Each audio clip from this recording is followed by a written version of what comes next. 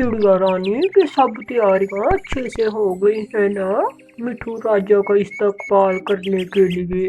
अरे रे हाँ हाँ कालू भाई, सब तैयारियां हो गई हैं, सिर्फ एक लाल मिर्ची रह गई है।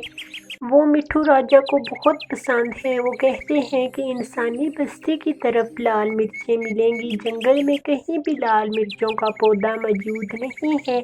अब कालू भाई आप ही बताएं कि हम इंसानी बस्ती से कैसे वो लाल मिर्चें लेकर आएं।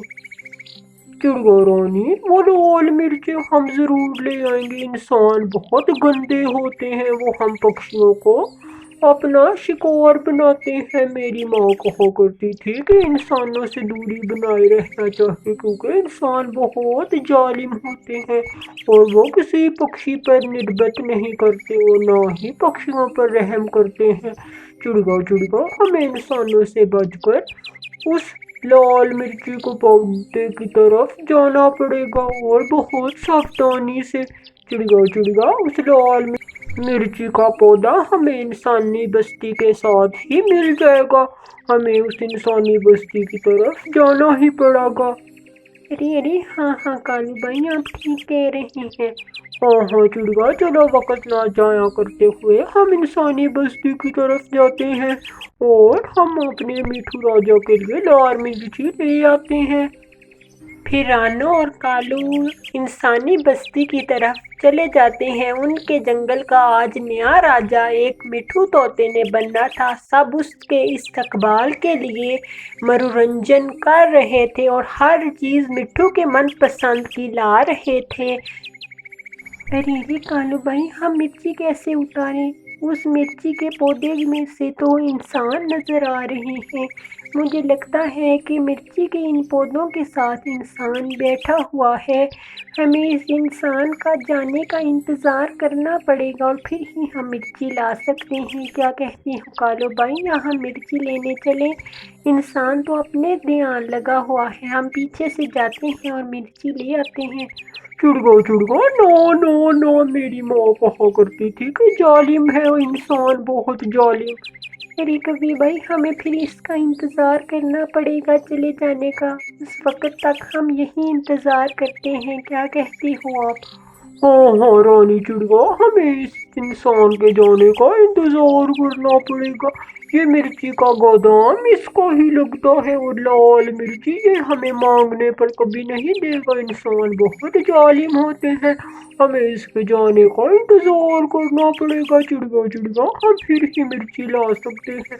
मेरी माँ जमाने भर की बातें सुनाया करती थी इंसानी बस्ती के बारे में। इंसानों के पास जालिम तीर होता है, जालिम शिकार करने के हथियार पाए जाते हैं।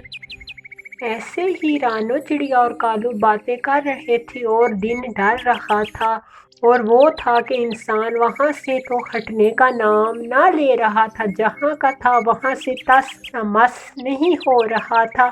चिड़िया और कौवा बहुत हैरान होते हैं कि ये इंसान यहाँ से क्यों नहीं जा रहा और कालू कौवे के दिमाग में शातर आती है। चिड़िया चिड़िया, ये इंसान नकली है, ये इंसान नकली है, मुझे पता चल गया है। मैं इसके पास जाकर देखता हूँ। फिर कालू उस नकली पुतले के पास जाता है जो इंसान की शक्ल का था। चिड़िया चिड़िया, मेरी बात सच निकली, ये नकली इंसान है। हम पक्षियों को बुद्धू बनाने के लिए ये जालिम इंसान कितने ही नए नए तरीके और टोटके इस्तेमाल करते हैं अपनी फसलों को बचाने के लिए। हमने तो 2 ही मिर्ची लेनी थी। ऐसे ही फिर रानो चिड़िया भी कालू की तरफ आ जाती है। कालू भाई, इंसान कितने ही ज़्यादा चालाक होते हैं, हमें फुसलाने के लिए ऐसे कारनामे करते हैं कि जिनसे हम सतर्क रहें। ये इंसान बहुत तेज़ है। रानो रानो, ठीक कह रही हो, ये इंसान बहुत जालिम होते हैं हम पक्षियों के लिए।